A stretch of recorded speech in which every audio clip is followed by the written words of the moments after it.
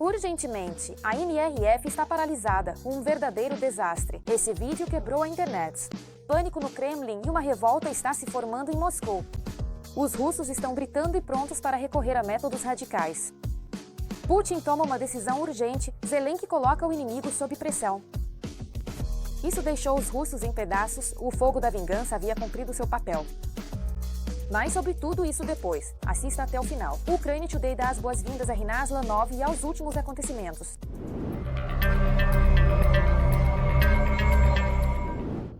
A Rússia está enfrentando uma catástrofe. Tudo deu errado, Putin não consegue mais controlar a situação, a armadilha está prendendo o inimigo.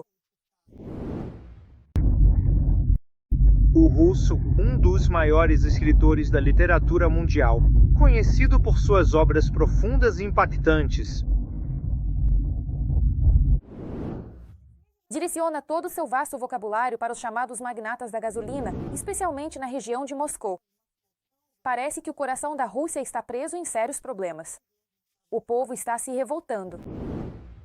Vocês merecem uma surra. Deveriam ser alinhados em frente aos seus postos de gasolina, tirar as calças, se inclinar e levar uma boa surra. Enquanto alguns postos de gasolina lucram, outros simplesmente param de vender gasolina. Por exemplo, esse foi o destino de uma rede em Novosibirsk e a gasolina 92 sumiu do mapa, aparentemente por um bom tempo. Falta de gasolina na Sibéria. Está relacionada à interrupção do fornecimento pela refinaria de petróleo de Omsk, a maior além dos Urais. As regiões do Extremo Oriente também não têm sorte. A crise da gasolina está a todo vapor.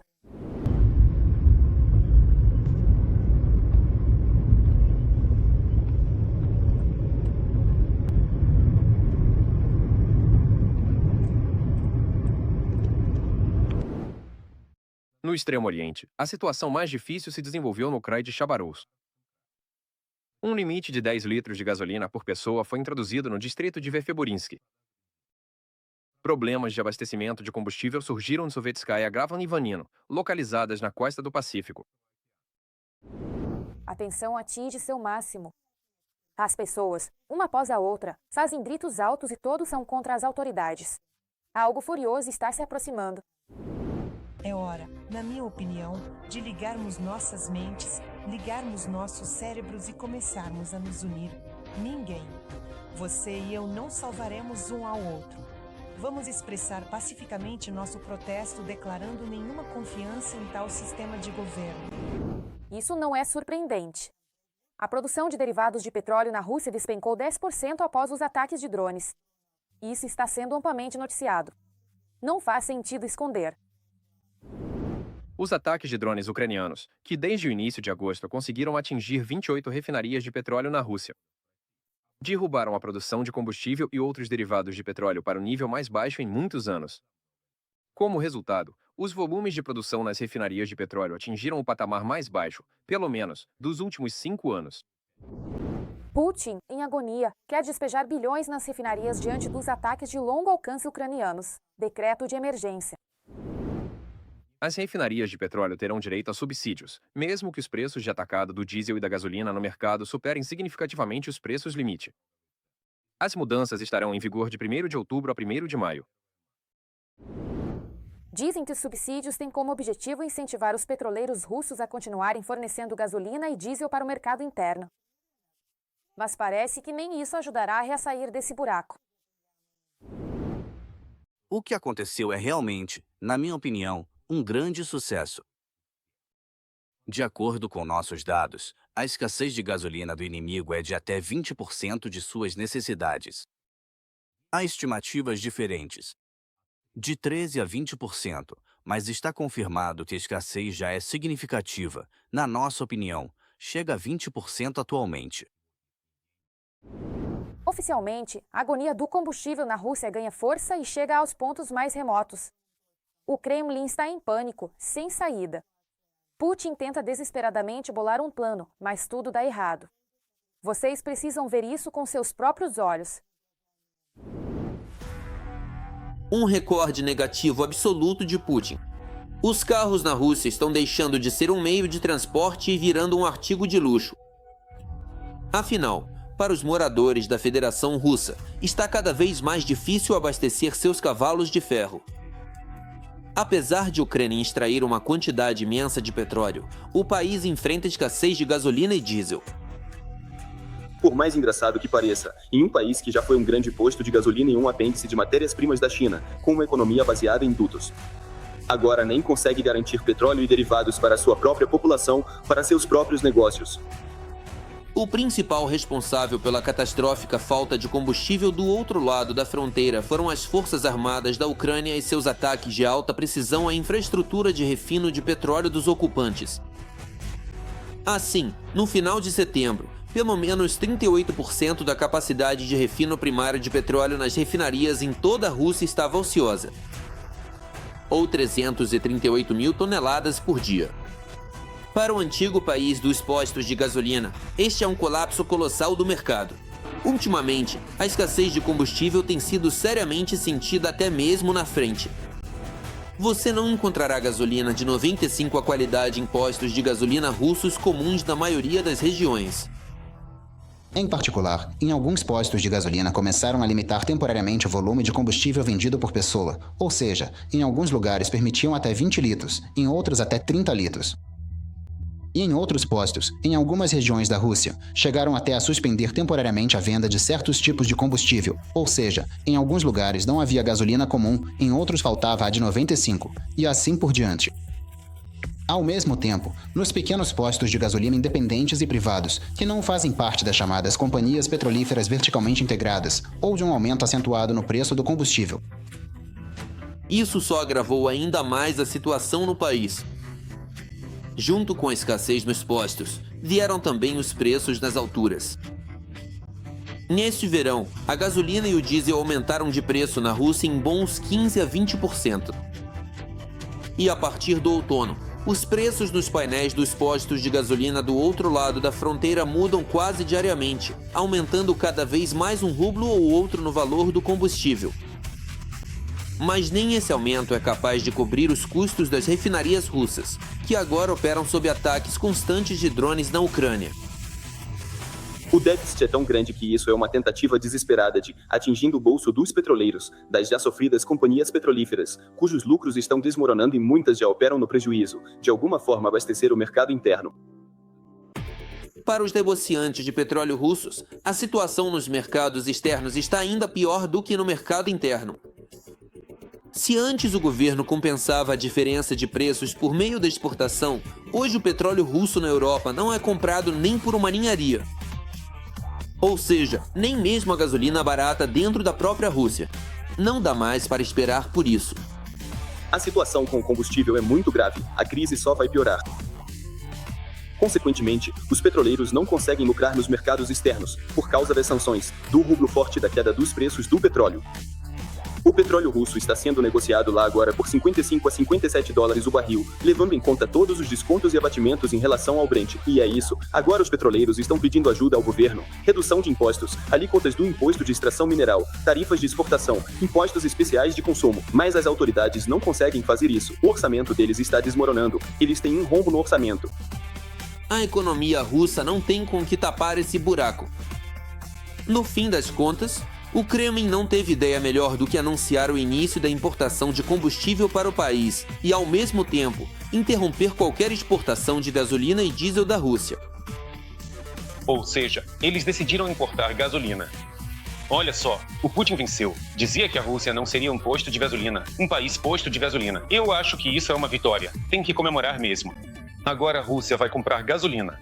Como não lembrar do Churchill, que dizia que quando a União Soviética começasse a comprar trigo, aí sim ela teria acabado.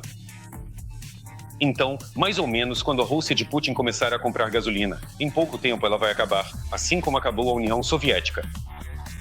As autoridades da Ucrânia também estão se empenhando ativamente para ajudar a Rússia a chegar ao fim. Paralelamente aos ataques de drones das refinarias, Kiev também atinge duramente a economia de Putin no nível diplomático. Se a Ucrânia sincronizar sua estratégia de redução da base de recursos da Rússia junto com os aliados, junto com a Europa, como os Estados Unidos, como o Japão e assim por diante, as sanções vão surgir muito rapidamente.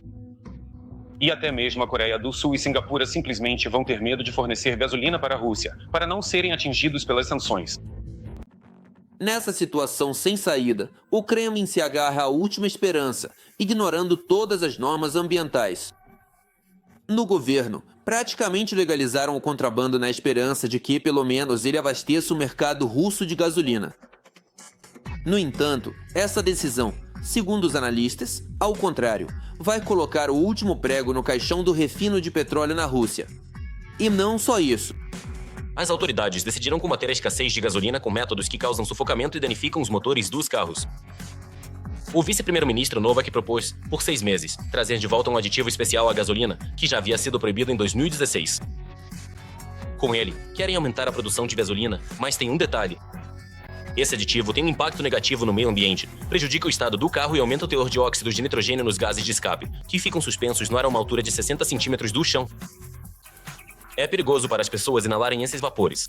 Entre os sintomas de intoxicação estão reações lentas, falta de ar, mãos e orelhas ficando azuladas. Além disso, esse tipo de combustível falso com aditivos tóxicos pode transformar o motor em um monte de sucata num instante. Em apenas 6 meses usando esse tipo de combustível, o carro vai ficar inutilizável, assim como todo o transporte público russo. Aí, sem gasolina e diesel de verdade, todo o país, com milhões de pessoas, vai acabar tendo que voltar para as velhas e boas carroças.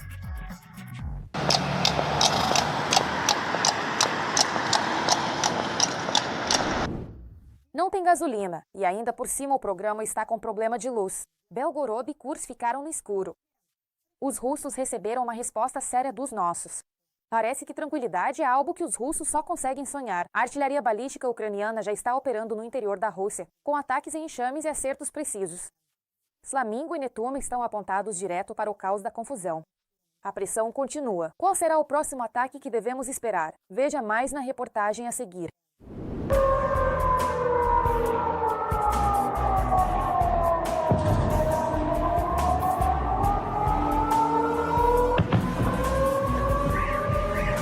As consequências da guerra iniciada pela Rússia começam a retornar ao seu território com drones ucranianos e mísseis de longo alcance.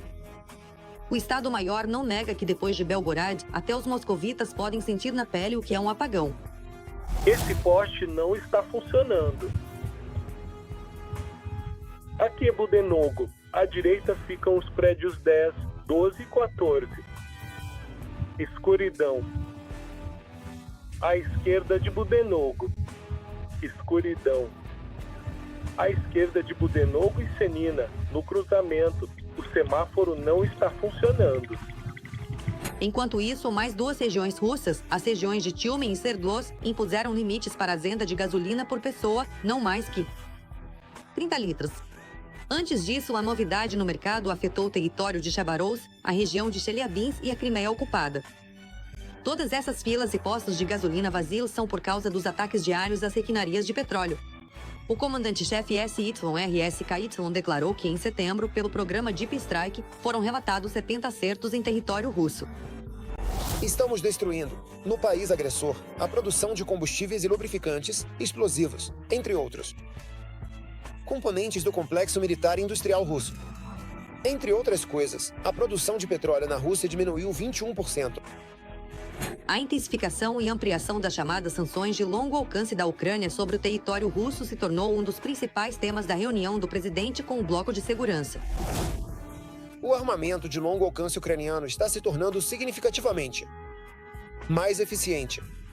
Estamos trabalhando constantemente para isso e já oferecemos diversas oportunidades para a produção, os recursos financeiros necessários, todo o apoio necessário. É preciso também ampliar de forma perceptível o uso disso. Temos planos claros em relação a isso para os próximos meses.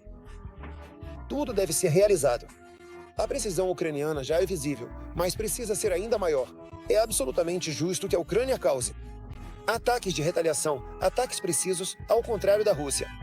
Nós sabemos o que queremos alcançar. Claro, a paz.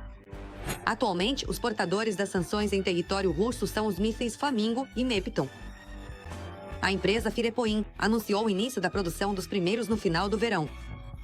Na mesma época, surgiu na internet o momento do lançamento do Flamingo. Os analistas sugeriram, no entanto, que elas voaram em direção à Crimeia ocupada. A publicação Welt afirmou que foram exatamente esses mísseis que destruíram a base dos agentes do FSB na península. 3 mísseis deixaram crateras de 15 metros de diâmetro cada.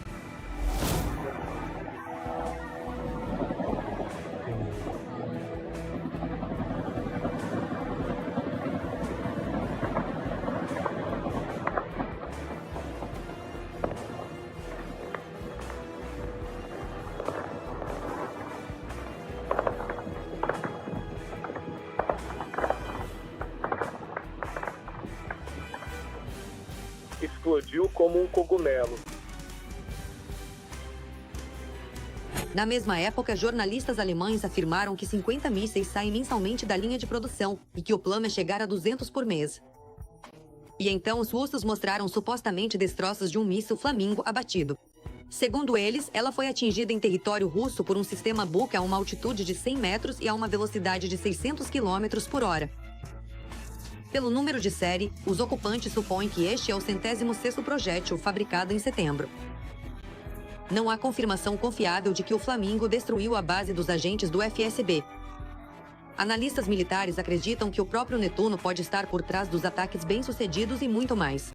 Hoje, 3 de suas modificações já foram testadas e colocadas em produção no complexo militar industrial ucraniano. O 4º está sendo preparado. O teste está acontecendo agora. Esse. Longo Netuno. Este é aquele que está a 1000 quilômetros de distância. Ele está atualmente passando por testes. Ele já teve derrotas, digamos, positivas. E mais adiante ele estará. Paralelamente, serão resolvidas as questões para colocá-lo em produção em série. Eu acredito que essa série Netuno torna o país mais capaz, revela nosso potencial de combate. Porque nem todos os países do mundo possuem mísseis de cruzeiro, ainda mais mísseis de cruzeiro que, no futuro, serão tanto de base naval quanto terrestre, digamos assim, para diferentes alcances. Por razões óbvias, os fabricantes de armas ucranianos não divulgam muito sobre os ataques ao agressor. Obrigado. Mas o presidente Zelensky admitiu à imprensa que as forças de defesa até mesmo os combinam. E isso reconhecem os analistas. É uma prática bem-sucedida que os ucranianos podem adotar de seu inimigo. Esse míssil, muito provavelmente, pode ser produzido em maior quantidade, mas por outro lado é mais barato em comparação com o de alta tecnologia, que é o míssil Neptune. E aqui existem várias combinações possíveis. Por exemplo, o míssil Neptune, por ser menos visível e mais preciso, pode ser usado para abrir corredores. Ou até mesmo o contrário. Por exemplo, uma série de mísseis Flamingo, que serão muito visíveis, mas muito baratos, serão usados como mísseis para desviar a atenção das forças de defesa aérea do inimigo, enquanto o míssil Neptune, menos visível, mais preciso, passará e realizará um ataque direcionado. O complexo militar industrial ucraniano já está muito diferente do que era no início da agressão russa em larga escala. A liderança político-militar do país finalmente entendeu que apenas os fabricantes de armas locais podem garantir fornecimentos estáveis de armamentos para a linha de frente. Claro, desde que haja o devido financiamento. Mas a cada dia, à medida que o céu da União Europeia é cada vez mais invadido por drones desconhecidos, europeus e escandinavos demonstram um interesse crescente não só pela experiência, mas também pela cooperação com a Ucrânia na produção de armas adequadas à realidade da guerra moderna.